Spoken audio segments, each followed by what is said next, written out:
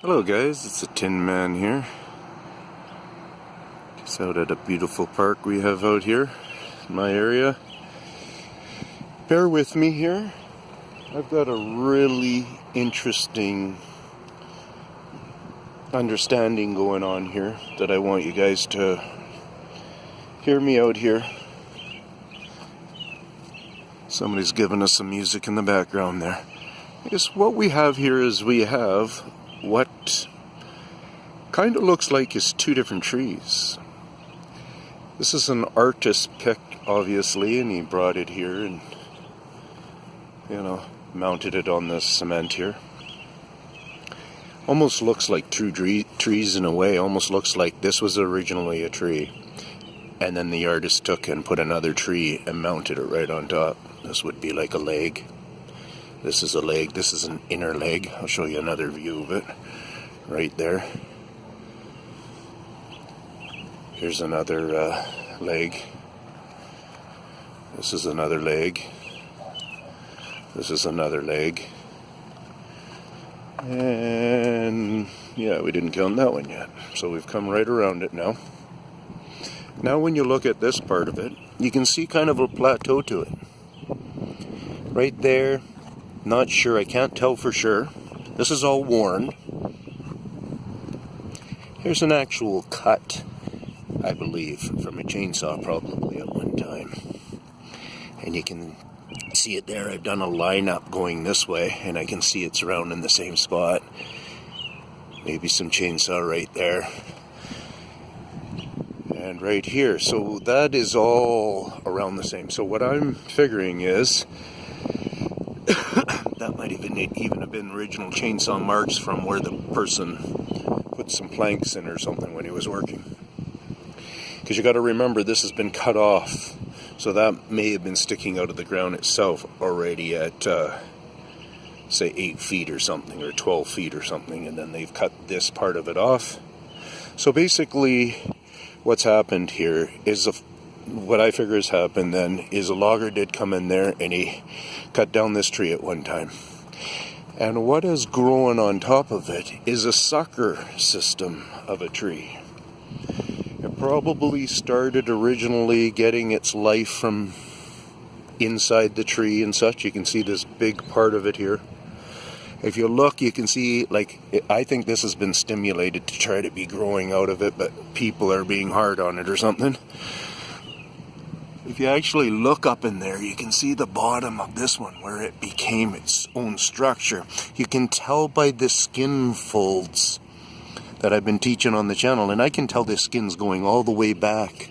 Like it's totally wrapping. So it is a different tree. Not this one continuing to grow in some ways. This one's continued to feed it, but that's about it. So what this one has done now, it kind of consumes the old tree. When it would have been alive and healthy here and stuff, if we would have come up and done a visual when all this was intact and stuff like that still, we would just think it's just one tree. Okay? We wouldn't necessarily be able to be getting the visual out of it, that it's a sucker system that has taken over the old tree, and now it's producing all the way up when it was a live tree, as a sucker tree. And then they've come in here and they've cut it off. Or the loggers, I guess, came in and logged that. And obviously an artist thought it was really beautiful how it was together here. And yeah, I don't know how much more deeper to get into it to explain it to you guys, other than this was an original tree that flourished greatly off of summertime.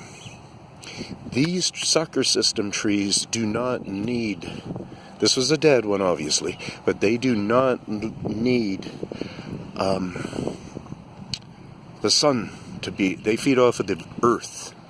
So they're not creating the same levels of oxygen and doing whatever kind of off-gassing and changing of gases and stuff like that. These sucker system trees do it in a different way. They don't do it the same way as our summertime happiness comes with all that extra oxygen in the air and all that kind of stuff. People think, no, we just get more out of the sun or whatever. In the summer, no, it's because of the oxygen also in the air and stuff. So there's a lot of parameters that aren't being brought into the thought, or the scientists aren't sharing with us or something. But here we see a real setup of the system. Were they involved in changing this one? I don't know. I'm not going that deep into it. I see that they've played around with it. I know that, at least on these later dates of the sucker system. But did they have anything to do with that? I don't know. Like in its earlier growth, that part, I'm not too sure, right? But I do see here. And then another thing that we can bring into it is, if you guys start really studying woodpecker holes, and these guys with their cutting and drilling technique, then you're going to start to notice that all these holes that we've always thought in for years, lots of different ones, are woodpecker ones. But these guys do a lot of these test holes, and you can see them lots of times when they're like this. When they're like this, because a woodpecker's not going to be doing this smooth working in. I know this is older and worn, but it still only wears the same kind of pattern. This isn't going to all of a sudden just start wearing a really weird pattern through all this strength. Out here it might, but not here, okay? And this is what this has got. It's got strength. So common sense with every thought that we have towards all of this stuff. And so one more thing here then. I was looking in here, and I can see that, way back in the day, they had scoring in there. So that's why I know for sure with this guy. Plus those holes and stuff are a good give of information. On the old tree, it doesn't show much. So hopefully I tapped into some stuff in that 7 minutes. Take care, Tin Man.